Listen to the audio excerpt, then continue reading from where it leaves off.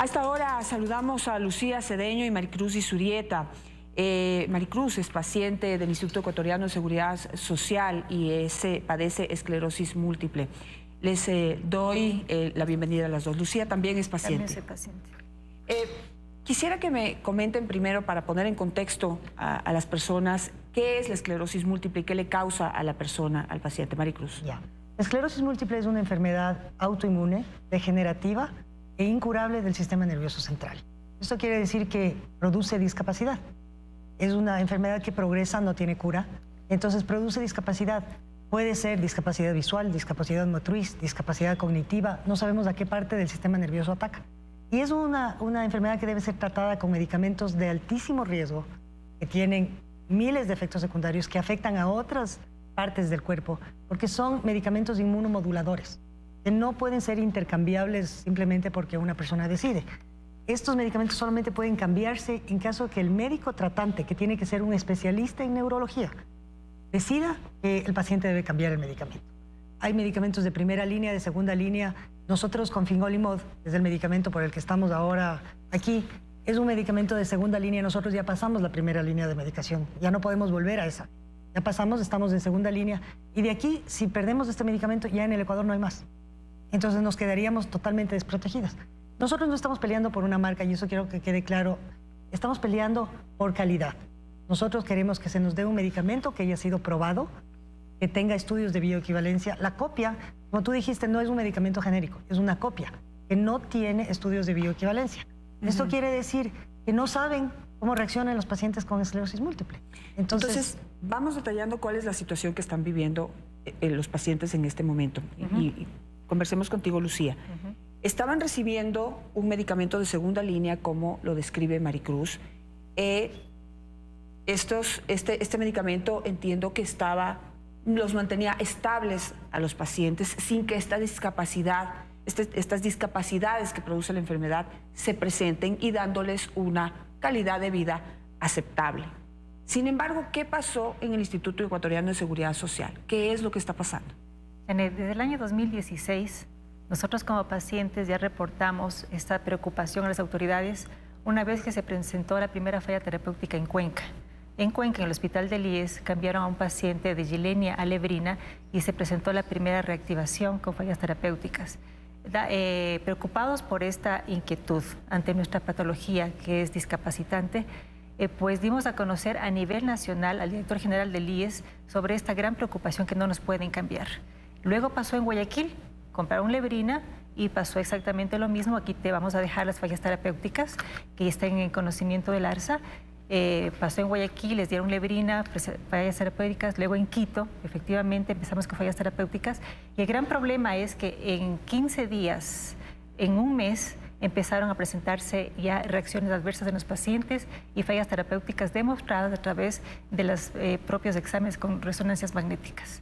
Es decir, en el IES les estaban dando el Gilenya, que es el medicamento original, y pasaron a este Lebrina, que es una copia. Es muy importante hacer énfasis en esto. No es un genérico. Hay genéricos de extraordinaria calidad en el mundo que tienen todos los estudios y todos los análisis que prueban que es exactamente igual al original y que no va a causar ningún efecto secundario, digamos, derivado de este cambio o de los componentes de esta copia en este caso. Entonces, en el IES les están dando la copia. También está sucediendo en algunos hospitales públicos, como en el Eugenio Espejo, ¿verdad? Así es, así es.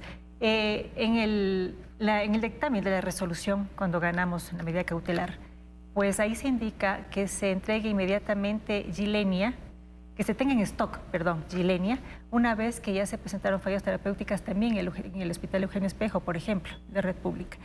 Lo penoso es que hasta el momento no se recibe ninguna información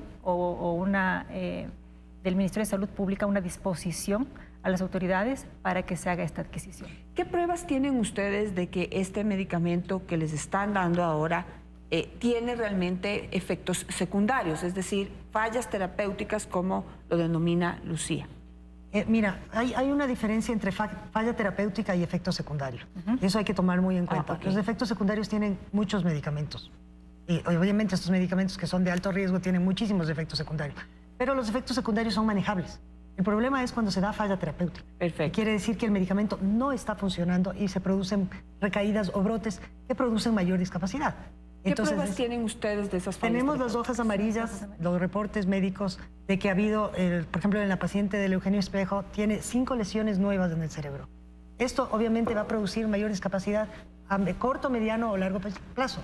Entonces, eso tiene que ser tomado muy delicadamente. Incluso yo tengo un documento del ARSA que el ARSA reporta que el medicamento es un medicamento de uso delicado, que puede dar daños, que tiene que tener mucho cuidado en personas con enfermedades cardíacas, puede dar problemas de la piel como efecto secundario. Y ellos permiten que un medicamento que no tiene estudios de bioequivalencia participe en una licitación pública. Correcto. Quisiera mostrar, porque Maricruz y Lucía me trajeron esos reportes de falla terapéutica en estas famosas hojas amarillas, que en muchas enfermedades, en muchos tratamientos, se pierden. Aquí está la conclusión: 2 lesiones con incremento de la intensidad de señal en T2 al comparar con reporte de EM previo, en el que solo se evidencia la lesión más proximal, entonces la lesión localizada. Es decir, ahí están las conclusiones en donde se reporta que hay esta falla terapéutica, es decir, que hay estos, digamos, este daño que está causando en el organismo de la persona la medicina. Aquí tengo otra hoja amarilla que dice: la paciente demuestra un cambio en las escalas de discapacidad y scores funcionales, además de un incremento en la carga lesional. Requiere cambio de tratamiento. Se trata de una falla terapéutica de fingolimod, lebrina, por lo que se reporta sospecha de evento adverso. Ahí tenemos otra conclusión en pantalla diferente a la que acabo de leer. Los reportes de estas hojas amarillas, ¿quién los hace? El médico tratante. El médico tratante, exacto. El médico tratante del Eugenio Espejo o del IES, ellos reportan en farmacovigilancia del hospital y esto se reporta al ARSA. Y de acuerdo el ARSA a la norma, tiene conocimiento, perdón. De acuerdo a la norma, si hay un reporte con falla terapéutica en estas famosas hojas amarillas, ¿qué debería hacer el Estado? Según nos indicaron las autoridades, inclusive del IES, con una sola falla terapéutica, pues ya es una alerta. Simplemente investigar y ver si se continúa con el producto o suspender o se lo retira. Porque eso nos afectaría muchísimo. No podemos nosotros correr el riesgo de que nos den una copia esperando tener una falla terapéutica, que esto avanzaría en nuestra enfermedad. Lo que se debería hacer realmente es los médicos, tratantes, especialistas, deberían reunirse con las autoridades y decidir cuál es el mejor camino para los pacientes. Eso nos está dando.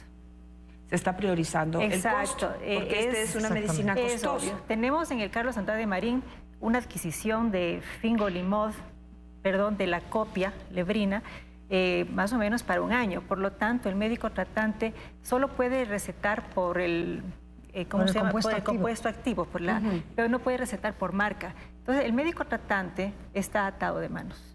Porque él no puede decir, ¿sabe qué? A usted le voy a dar Gilenya, a usted le voy a dar lebrina, vamos a ver, porque ese es el sistema que está funcionando en el hospital.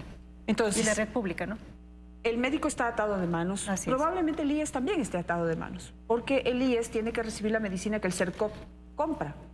Y estas son las consecuencias de esa famosa subasta inversa de medicinas, en donde se priorizó el precio y no la calidad de la medicina. No se hicieron pruebas, no se exigieron todas las pruebas de bioequivalencia para poder garantizar la seguridad y la salud de las personas que iban a consumir la medicina que les estaban vendiendo pues tan barato, para que el señor Vázquez, ex del CERCOP, escriba un libro con todos sus logros luego de esa subasta inversa, en donde dijo que el Estado se había ahorrado un montón de dinero. Pero ¿a qué costo? A veces lo barato sale mucho, pero mucho más caro. Ustedes pusieron una denuncia en la Defensoría del Pueblo. ¿Pueden explicarme eso? ¿Hay una resolución? ¿Es de la Defensoría del Pueblo o es de instancias judiciales? Nosotros en la Corte Suprema, pues, a través de la Defensoría del Pueblo pedimos un apoyo, una vez que no teníamos respuesta a las autoridades, y pues se presentó ante la Corte una medida cautelar. La medida cautelar lo que indicó a nuestro favor es que inmediatamente se tenga en stock Gilenya, y pues lebrina siguió vigente siempre y cuando, hasta que presente los estudios de bioequivalencia. ¿Ya? Es decir, Entonces, tienen que estamos guardar la esperando. lebrina hasta que tengan los estudios de bioequivalencia que demuestren que es exactamente igual que el original. Es efectivo. Pero veamos qué estudios de bioequivalencia van a presentar, porque también pues el riesgo es, ¿me presenta un estudio de bioequivalencia del propio laboratorio o un laboratorio especiales, específicos que te hacen estudios de bioequivalencia independientes a la casa farmacéutica? Ojo que aquí en el Ecuador no hay cómo hacer esos exámenes. No hay la tecnología, no hay la posibilidad de que lo hagamos acá. Hay que hacerlo fuera del país. En Colombia lo hacen de manera de mucha calidad, pero costoso. Hay que hacerlo porque la vida de estas personas es lo que está en riesgo, en peligro. Son personas, como ustedes ven, Maricruz y aquí Lucía, en plena edad productiva, que tienen familias, que tienen hijos y que esperan poder tener la mejor calidad de vida para poder atender sus sueños, sus proyectos, sus familias. ¿Qué ha pasado con esta decisión en la que apoyó la Defensoría del Pueblo? Simplemente, bueno, ayer vimos con Maricruz en el Carlos Andrade Marín que tenían 3 cajas de Gilenya, considerando que tenemos 30 pacientes con esclerosis múltiple, y pues fue terrible porque 3 cajas de Gilenya del original, quiero decir, eso correspondería para 3 pacientes, o sea, para un mes, que cubriría un mes, 3 pacientes, cuando son 28 pacientes. El médico tratante posiblemente decida dar Gilenya para 10 pacientes. En la última reunión que tuvimos con los directivos, nos dijeron que ellos podrían comprar ínfimas cuantías, diarias inclusive. Pero ¿cómo puede pedir el médico Gilenya si está atado de manos? Sin embargo, nos dijeron que no hay problema, que las ínfimas cuantías se va a comprar. O sea, 3 cajas diarias. Maricruz, ¿qué es lo que le pides tú hoy a las autoridades? Más que nada que tienen que, primero, exigir estos estudios de bioequivalencia. Tienen que, eso, antes de participar en una licitación pública, un medicamento tiene que tener todos los estudios de bioequivalencia. Porque incluso, como en algunos documentos dice, que hay incluso medicamentos que tienen estudios de bioequivalencia, que no son exactamente iguales al original. Entonces nosotros exigimos que nos den calidad, que nos respeten el medicamento que estábamos tomando, que no nos producía falla terapéutica, que nos mantenía estables, que respeten eso. Pero claro, ahí está la trampa, porque como decía Lucía, en el IES y en el Eugenio Espejo, supongo que funcionará de la misma forma, tienen una cantidad, una ínfima cuantía, para un paciente 3 meses o para 3 pacientes 1 mes. ¿Y el resto? Con eso tienen stock, entonces están cumpliendo la sentencia.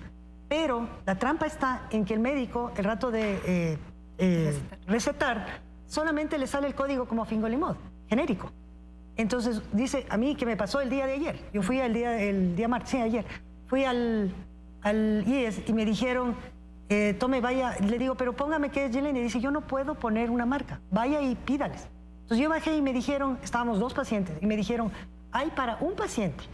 Y no le podemos dar porque se tomó una resolución el día viernes en el IES, entre los directivos, no estaban los médicos tratantes, entre los directivos, que se les dé la copia a todos los pacientes para ver qué pasa.